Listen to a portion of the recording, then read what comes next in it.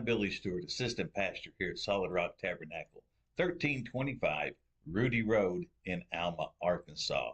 Thank you for joining us for the broadcast.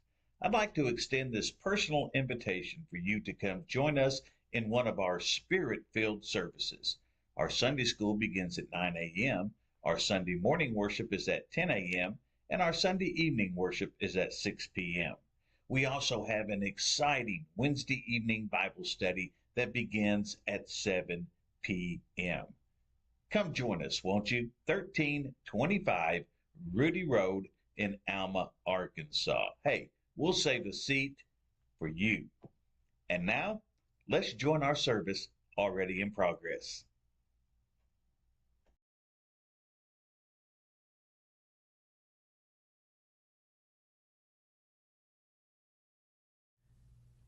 Get to know exactly what is going on here and why and what all of this means. But basically, what I want to do tonight is talk about for a little while. We'll see how long it goes in case y'all have questions or something like that. But we're going to talk a little bit about the mark of the beast, right? In Revelation. So, what is the mark of the beast?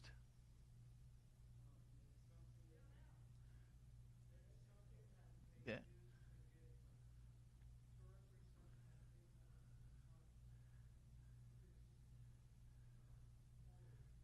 Yeah, yeah, okay. Yeah, yeah, you found your razor. That's good. I'm glad to see that. Through the years, there have been a lot of theories about what the mark of the beast is. And it changes. It's something that believers and theologians have been arguing about for years and years and years. Okay? Now, some people believe that it's going to be like a tattoo or a brand that they're going to put on you. All right? Some believe that it's more of a symbolic type of thing that it's going to do, that they're going to do. But we can all agree that it will happen to those who reject Christ in the tribulation. All right? So, what are some of your ideas of what the mark of the beast might be?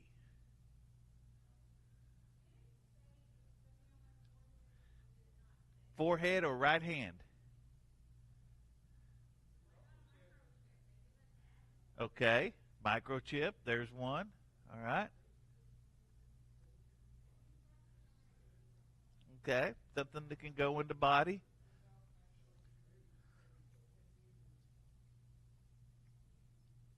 Okay.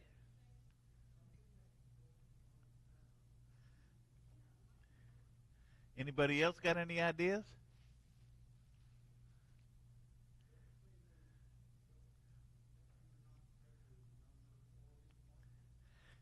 The mark will be, it says that it will take his mark or his name or the number of his name.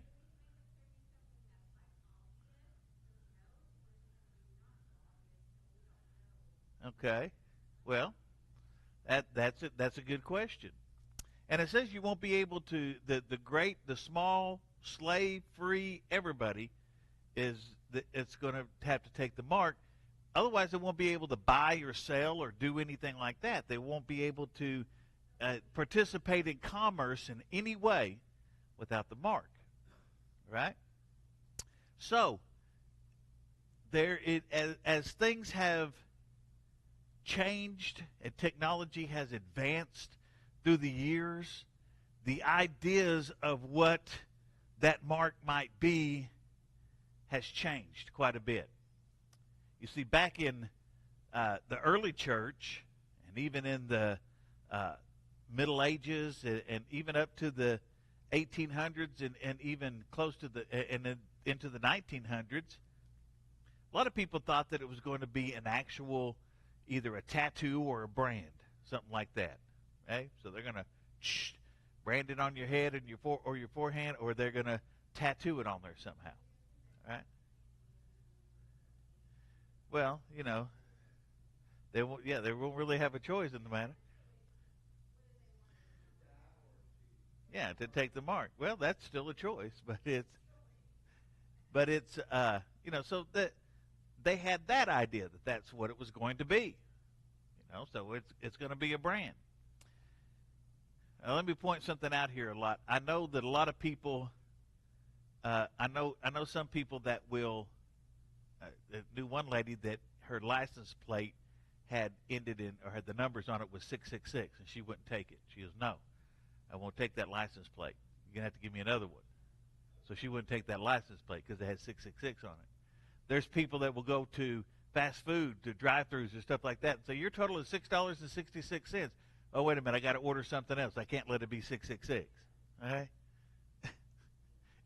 If you get a license plate, or your total happens to be $6.66, or even $666, don't worry about it. That's not the mark of the beast. Okay? That's just coincidence, something that happens. Don't worry about that. Yeah, like walking under a ladder. All right? It's or a black cat crossing your path. And it's really funny because we look at black cats crossing our path as being unlucky, but in in Japan it's the opposite. A black cat crossing your path is considered lucky. Right? A white cat crossing your path in Japan is considered unlucky. So, but anyway, let's look at one theory. All right, let me go on with it. As technology advanced, people started to think that when we started getting barcodes on items, people started saying, the barcode, that's going to be the mark of the beast. Because I've even seen people that will say that, the numbers on there, that they're, it's got two thick numbers on one side, on each side, and one thick number or thick bar in the middle. They said those add up to 666, so that's what it is. Okay? Well, I don't know, but I don't think it's going to be a barcode. Right? We've got too much other technology that's way beyond that. But as technology advances, we see things that when you look at it, on the surface it may not seem, it may seem kind of harmless. But when you start comparing it with prophecy, you start saying, well, wait a minute. Okay? Now, the purpose of prophecy and biblical interpretation of prophecy is not trying to fit the world into what the prophecy says. It's seeing how the prophecy fits into what the world is, how the world is. Okay? Too many people try to take the prophecy and manipulate it around to where it looks like it fits into what the world is. But that's not how you do it. You have to take the prophecy and say, okay, is the prophecy lining up with what is happening right now in the world? Okay? So let's look at one theory that fits the prophecy, and Sister Jen said something about it. Oh, hold on. Here we go.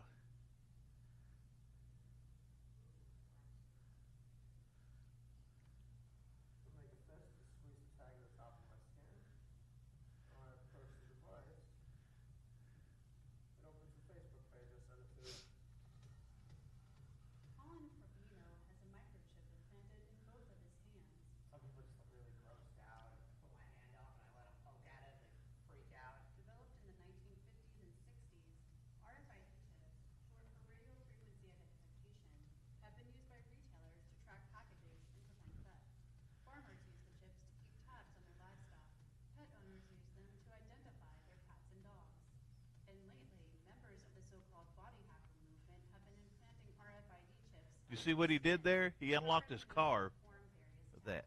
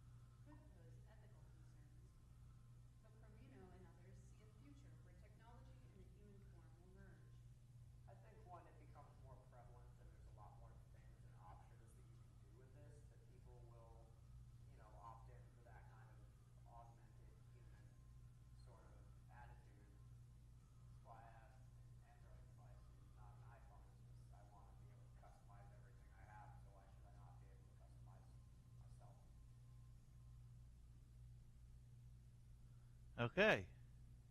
What do you think of that?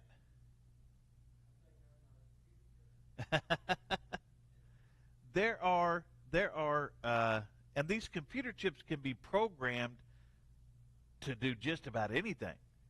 You know, they're self-programmable on that. Now, in Sweden, it is becoming very, very popular. As I said, there's over 50,000 people around the world. Biggest part of them are happen to be in Sweden. Are taking the chip, and they're able to put their bank account information, all of this other stuff on it, to where they're able to go to the store, just hold their hand up there, and they'll be able to buy. They can start their car with it. They can do all kinds of different things with this thing. All right? So when you look at it and start looking at the advancements in technology that we've had, used to be you would go to the store and you had two choices. You paid cash or you wrote a check. Right? Then it got to where it was, well, and even paying. I remember working at my brother's gas station, and somebody came in with a credit card. You had a little manual machine. You put the credit card in, and then they had to sign it, and you sent the credit card in, and then they either paid it or the credit card company says, oh, no, we can't pay this. All right? Then you're kind of out the money on it. Now, if it was a big purchase, you had to call in. If it was over so much, you had to call in and get a verification number and say that it was okay. All right? So before, that's all you could do. Used to be, if you went to get money out of the bank, you had to go during banking hours, go into the bank, get money out of the bank. Right? Then they came up with the ATM card. Back in the late 70s, early 80s, they started becoming more prominent. You could go to a little machine outside and put your card in there, and you could get money out of the bank, out of your bank account. Right? But you still couldn't do anything other than get money. You couldn't buy anything with it yet. Then as things went along, they started saying, hey, let's slap a Visa or a MasterCard logo on this thing, and we'll call it, and then people can use it just like a credit card. It's kind of a prepaid credit card. And all of this stuff started happening. All right? Now, they've got those little chips in them to where you don't even have to insert your card anymore. All you got to do is just tap it on there and ding. And yeah, you get Apple Pay and Google Pay. You can just tap your phone on there and it'll pay for stuff. Yeah, and do that. And they're doing this. And when you look at this, what is it now? When you think of, if you think about having to go back to where you either had to write a check or pay cash, you're saying, oh man, it's so much easier to do it now. It's convenient. Hey? Well, it can be. They can be, to get those RFID even on your cards on that. You've got to get really, really close to those things in order for them to work. If you'll notice, you can't take your wallet out and just hold your wallet over one of those scanners at Walmart. It won't work. You have to take your card out, and you pretty much will have to tap it to the device itself before it will actually read it. So for somebody to get your information, they've got to be really, really close. And now most wallets have it to where they've got that RFID or RF radio frequency protection on it. That nobody can get to it. But we look at that as all of the convenience now. And that's how it's been sold to us. It's a convenience. Remember when COVID was going on? Most of the time, you couldn't pay cash anywhere. During COVID, they wanted you to pay with a card. Now, there's a lot of places there's some places that say we won't accept cash. We only will accept credit or debit cards. And then they'll charge you 3% for that.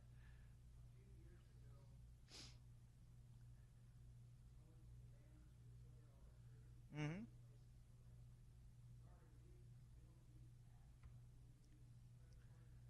Yeah. Yeah. If you go up to like Walmart Center, I go up there every once in a while with my sister, and we go and watch a Broadway play or something like that, or even over to Theater Squared in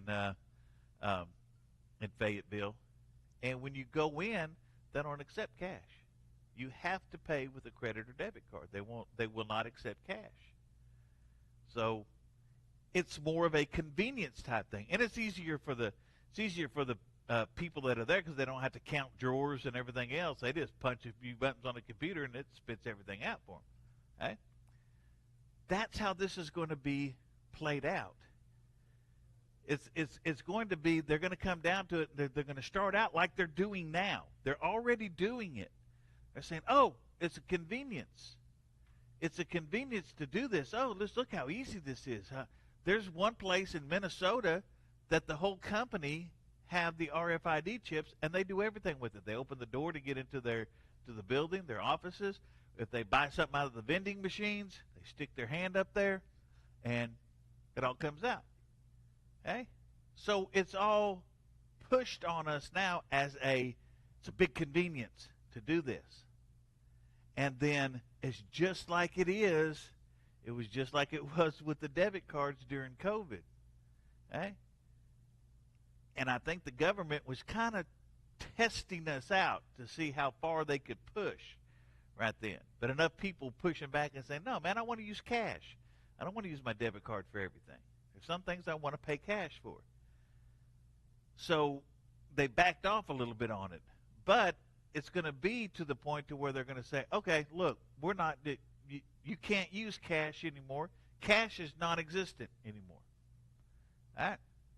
We're going to quit printing cash. Now you have to get this little microchip, and that's the only way that you're going to be able to buy or sell. Doing away with pennies now. Yeah. Eventually they'll start doing away with all kinds of, with cash all over the place. All right?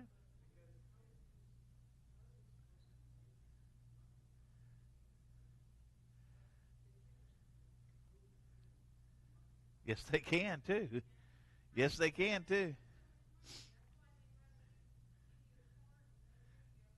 Do you know that for as far as cash in circulation, cash money that is out there right now, there is only about $500 for every person in the United States.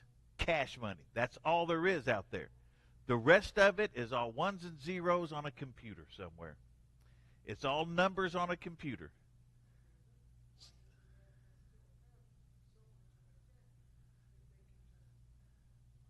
Because other countries can do that too. So, it's not something that you can just erase debt and everything, but if you need more money, you can just say, we got more money. And it's been that way since 1976, I think, when Nixon took us off of the gold standard.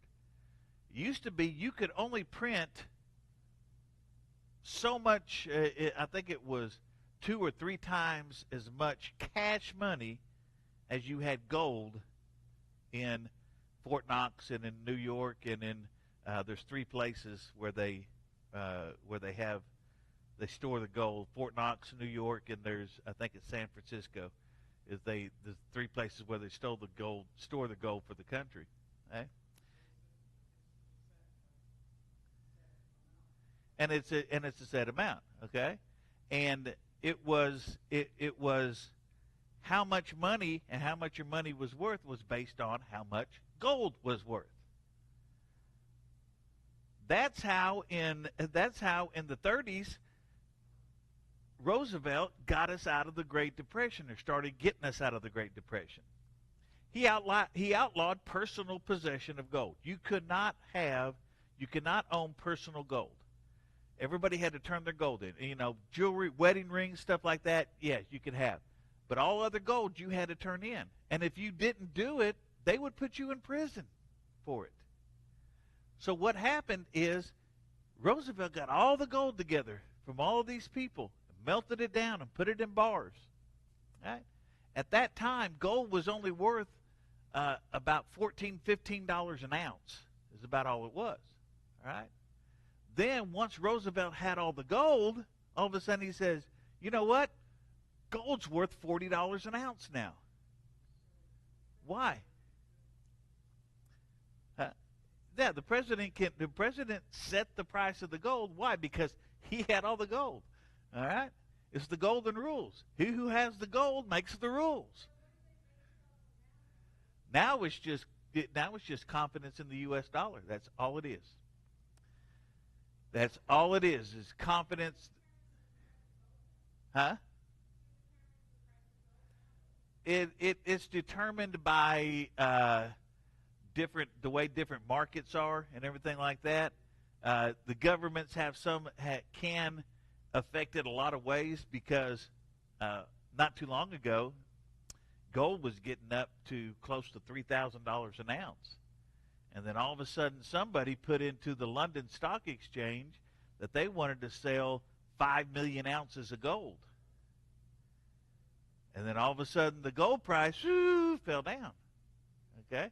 So they can manipulate the price of gold. Okay? Yeah, a lot of countries base their money. U.S. dollar is kind of the standard, the world standard for what everything is worth. All exchange rates and everything like that is basically based on the U.S. dollar. Right? So the governments have a way of manipulating those things to where it can be how they want to. Now, do we have gold in Fort Knox? I'm not going to get into the conspiracy theories about is there gold in Fort Knox, but there hasn't been an audit of the gold in Fort Knox since 1978. I think was the last time there was an audit, or the last time anybody went in and saw the gold in Fort Knox. Well, they supposedly know how much gold they got, but nobody else does. 1978, yeah. Well, they haven't added to it or, taken away from it, supposedly. It's just there in storage. But, they can pretty much manipulate things that way. But we don't know how much gold there, and we don't know how much of that gold that is in there is our gold, because other countries store gold there too. So we don't know. Okay? And it's been said it would be easier to get the plans to build a thermonuclear device than it would be to find out how much gold we have in Fort Knox. That's how much they keep it secret. Okay? But there's just that this is the chip is it's going to be pushed as something that is a convenience at first, and then it's eventually going to work into this is a mandatory type of thing. Okay? Now, there's some people who simply say that it's not possible that the chip is the mark of the beast. And here's one guy that says that.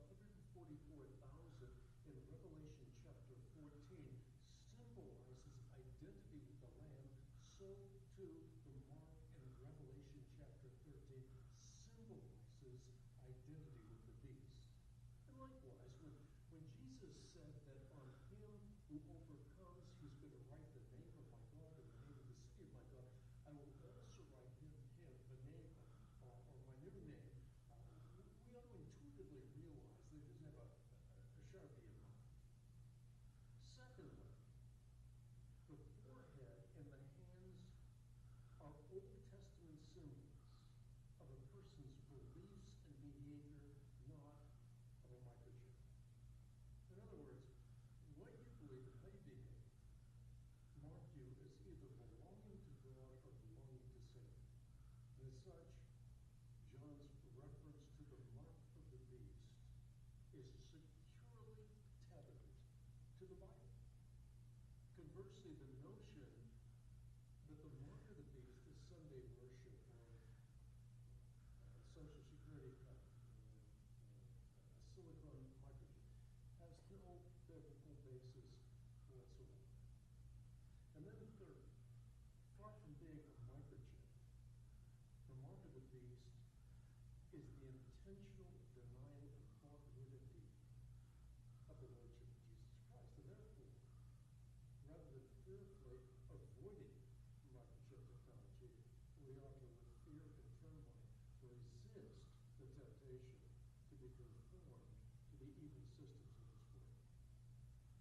In contrast to that, we should boldly accept the mark of the Lamb, by offering our bodies as living sacrifices, and by being transformed by the renewing of our minds. For more information on how to read the book of Revelation, I wrote a book called The Apocalypse Code, how to apply the really sentiment the end times and why it matters today. That book available through the Ministry of Christian Research History. You can check it out on the web at equip.org.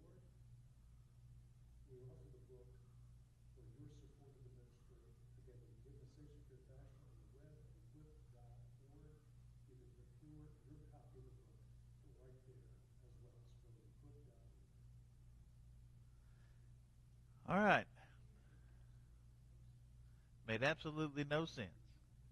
Based on what this gentleman was saying, I am not getting on that website and buying his book. Okay?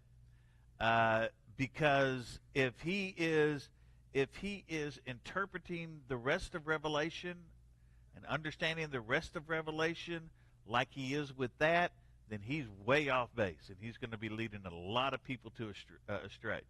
What he's trying to do in this is he is trying to put the book of Revelation in Old Testament and early New Testament context.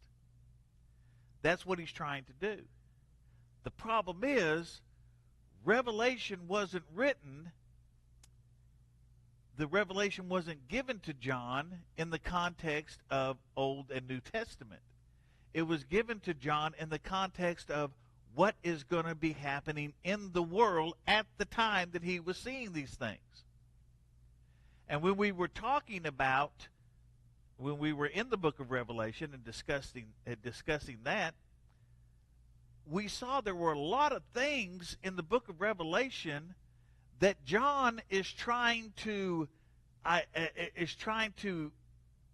describe to us, but he has no basis and no foundation in how he can describe it, because he's looking at things that have not been invented yet and never been seen, and he's trying to associate those with things that he's seeing right now, because that's the only thing that he can do.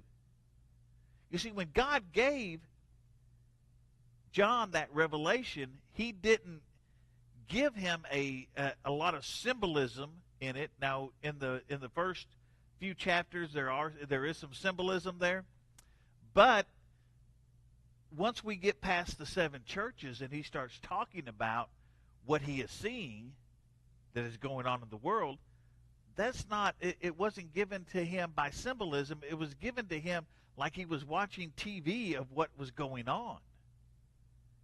And he's trying to describe it. That's like going down to to the Amazon rainforest and finding a tribe of people that's never seen anybody else and flying over in an airplane, and then I'm asking them to describe what that was, tell you what that was. Well, they'd never seen an airplane before. They didn't have the slightest idea what it was. They may not even know really what metal is. They may be still using stone tools. You don't know. So how is it that they're trying to describe this thing, but they don't know? Okay, so let's look. Let's break down his arguments and see what it is. Does anybody see any blaring faults with his arguments right from the beginning? Okay, well, let's look at his first argument. He says the mark of the beast is a parody of the mark of the Lamb in Revelation 7. Okay.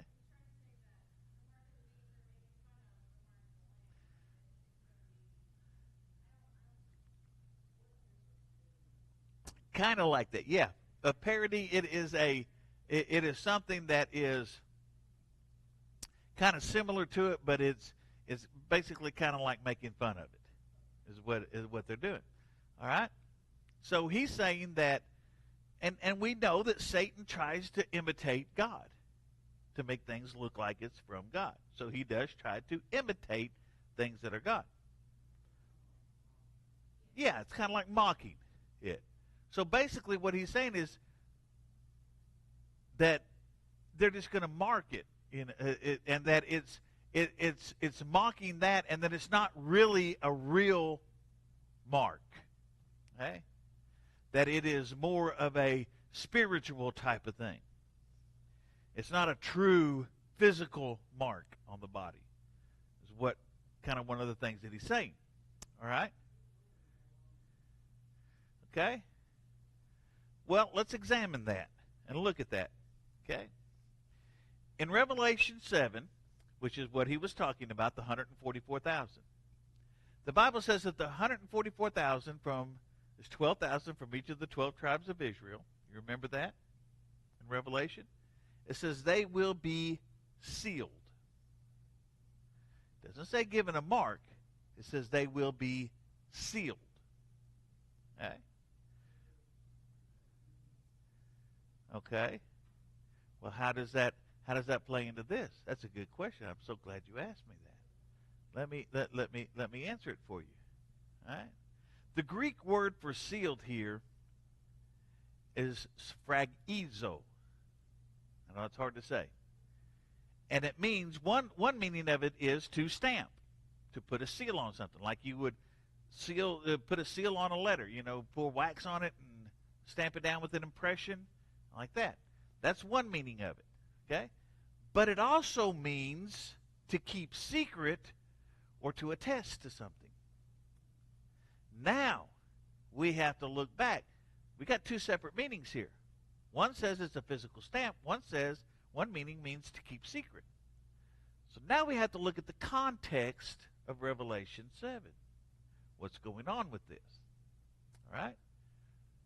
So this is the 144,000 that are going to go through the Great Tribulation. All right? You following me here? Some of y'all looking at me like a deer in the headlights. This 144,000 are 12,000 from each of the 12 tribes of Israel. These are the 144,000 that are going to go through the Great Tribulation. They're going to survive the Great Tribulation. They're going to make it all the way through the Great Tribulation on this. So they are the ones that are going to be sealed. Now, the context of this would seem to mean that they are going to be kept secret from the Antichrist, since part of that being sealed is to be kept secret. So it makes more sense to say that they are going to be kept secret from the Antichrist rather than God's going to come down and put a...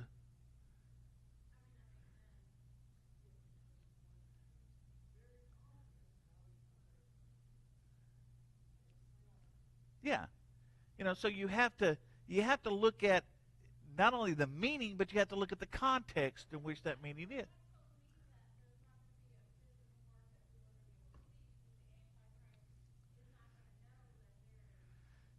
If they're kept secret, yeah. Okay? There's not going to be a physical mark on them. Right. Right. So it's going to be something that they're going to be kept secret.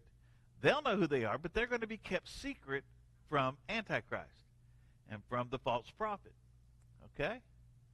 Now, let's look at the mark of the beast. The word for the mark in the mark of the beast is charagma. And it is a physical mark. Okay? Charagma is a physical mark. It's kind of like, it says brand, but it is something that is, you can see, is noticeable, and that you will know. Now, when we saw at the very first of that video, where the guy was talking about the microchip, what did he do? He said, look, here it is. Pulled it up in his hand. You could see that. And you put it in your forehead, there's not as much skin and everything there. You'd be able to see that. All right? So these two marks are completely different from each other. One is a physical mark. One is being hidden, the 144,000 being hidden from Antichrist. All right? Is that making sense? Okay? Second, what was his second argument? His second argument was forehead and hands are symbols of a person's belief and behavior in the Old Testament. Well, that's true. They are. They are symbols of a person's beliefs and behavior. The head, because that's where your mind is, and your mind has your beliefs. The hands is what do your works. So, yes, they are symbols of that. We'll see, we're not going to get to chapter 29 tonight, but we'll see in chapter 29 to where they actually put, the priests put blood on their ears, on their fingers, and on their big toe. The ear, their right ear, their right thumb, and their right big toe. Right? To symbolize their hearing, their works, and their walk. Okay? We'll see that next week when we get into that. But, so it does symbolize, what he is saying is true. It does symbolize that. However, comma, exclamation point. What else does the forehead and the hand signify? What else would help in, let's say it is a microchip, what else would help in making a positive identification by having it either in the forehead or in the right hand? Fingerprint and eye scan. There are two, the most reliable means of positive identification of a person aside from DNA. Okay? As a matter of fact, even on DNA, in identical twins that come from the same egg, the DNA is the same. Their DNA is exactly the same. However, they're going to have different fingerprints and they're going to have different eye. Okay? Fingerprint is completely unique to every individual, and the eyes, the retinal scan, they're completely different. Okay? So, and it's not practical to run DNA tests every time somebody goes to Walmart. Yeah, it takes time to do that. Okay? So the forehead has the eyes for the retina identification, and the hand has the fingerprints. So those are the two most secure ways. What they're going to wind up doing on this, and this is my speculation, but it's what seems to make sense. So you go and you'll put your hand in a machine. The machine will read the chip in your hand and will look at your fingerprints. If the chip and the fingerprints match up, boom, you're good to go. If they don't, you're not going to be able to do anything. Same thing with the forehead. Stick your head in there, it reads your chip and your retinal. It does a retinal scan. As long as the two match up, you're good to go. Otherwise, no. You're not going to be able to get. Okay? So it's going to be put out not only as the chip is going to be put out as a convenience, but as they advance the technology more, then they're going to be able to say, and the technology isn't completely there yet. Now, we can do retinal scans and fingerprints, biometrics in a lot of security agencies and stuff like that, but nobody has, not everybody's fingerprints is in a database, and not everybody's retinal scans are in a database. That would be what would have to happen. Everybody would have to have their retinal scan done and their fingerprints done in order to get it into a database that can be read. Okay? Yeah. You're talking about 8 billion people in the world. That's going to be something that's going to be difficult for them to do. So it's going to take a little bit of time for them to get this together in order to do this. But those are the two most secure ways of doing it. That's why it makes sense, the forehead and the hand. All right? All right. Finally, the mark of the beast is the intentional denial of the lordship of Jesus Christ. Well, finally we can agree on something. If you accept the mark of the beast, it is an absolute denial of the lordship of Jesus Christ. But the mark of the beast is also a physical mark that shows that. Okay? It is one that actually conveys that, hey, I have rejected Christ. Okay? So what about the other ones? Are there going to be Christians in the Great Tribulation? Sure there are. Are going to people get saved in the Great Tribulation? Sure they are. Okay? By the time the mark of the beast comes along, everybody's pretty much well broken off into two factions by then.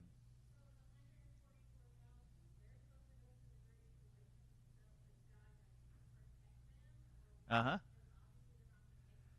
Right. Yeah, God's going to protect them. And there'll be a bunch of other the Christians that will be out there that will not take the mark too.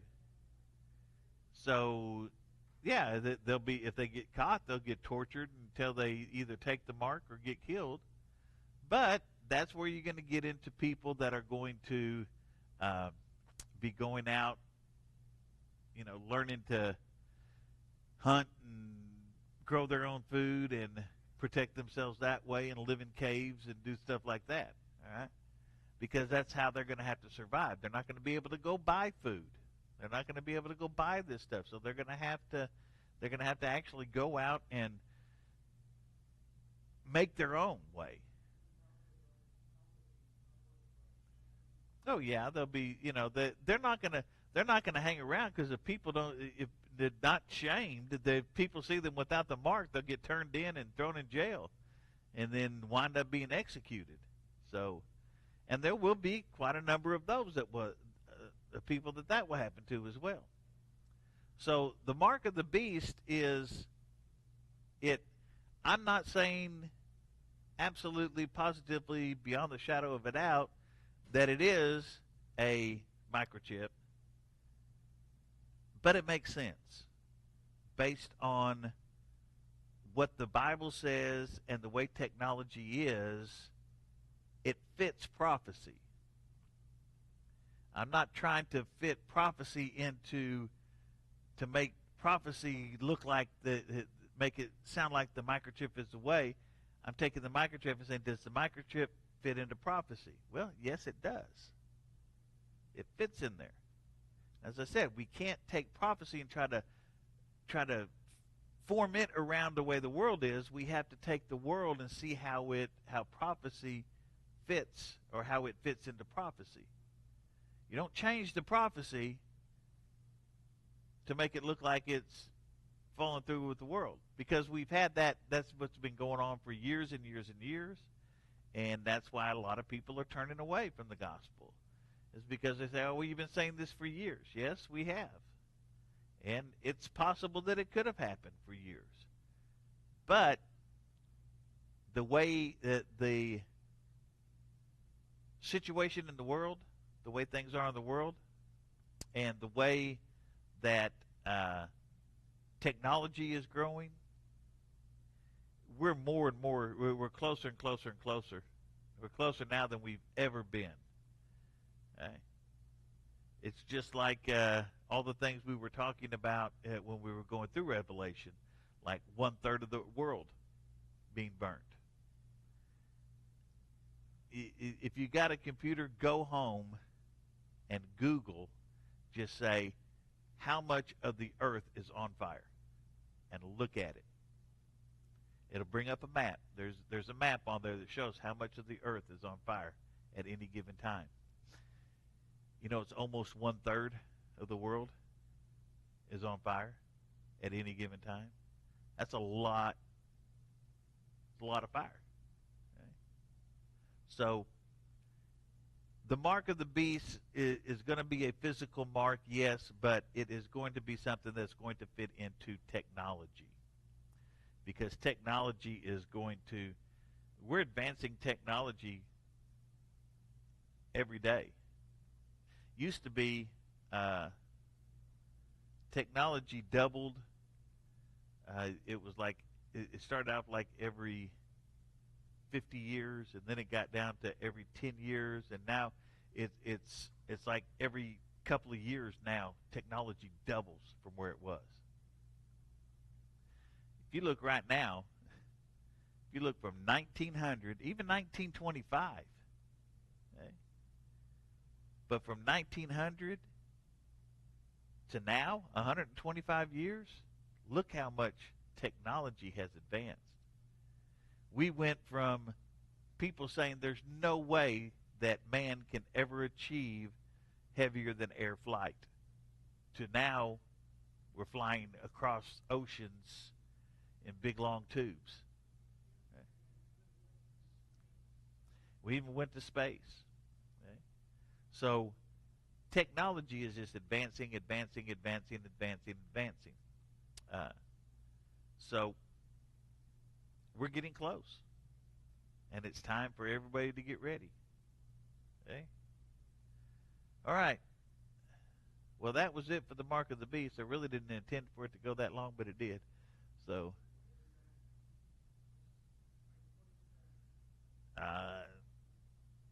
looks like a syringe that's got some ink or something in it, green ink in it. Yeah. It was just the best one that I saw that had Mark of the Beast on it. So, but any questions, comments, concerns, amens, oh me's?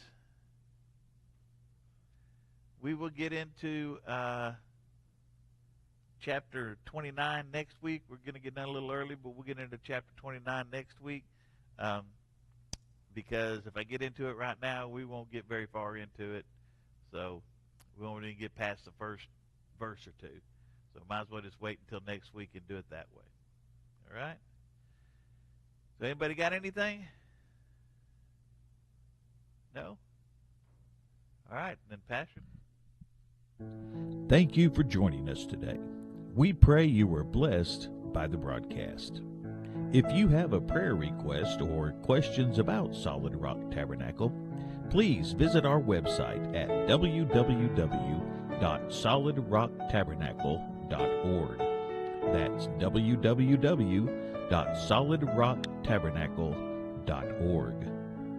On behalf of the pastors and congregation here at Solid Rock Tabernacle, we pray you have a blessed week, and we invite you to join us in person or on one of our future broadcasts.